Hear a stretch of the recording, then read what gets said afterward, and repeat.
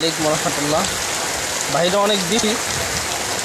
আমি ছাতা নিয়ে বের হয়েছি বিশেষ একটা কাজে বের হতে হলো। তবে আলহামদুলিল্লাহ ভালো লাগছে, অনেক দিন পর বৃষ্টি বিলাস করছি।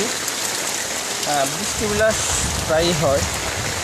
এটা আমার একটা কী বলবো, খুবই পছন্দনীয় একটা দিন।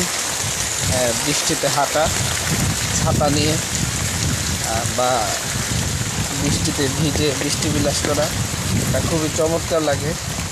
আর বিশেষ করে যদি কখনো অনেক গরমের মধ্যে বৃষ্টি এসে যায়, তাহলে তার কোনো কথাই নেই। আমি কখনোই সেই বৃষ্টি বিলাস করতে ভুলি না। আজকে আমি একটু পরে বের হলেও পারতাম, কিন্তু সকালের হাওয়াটাও খুব চমৎকার লাগছিল।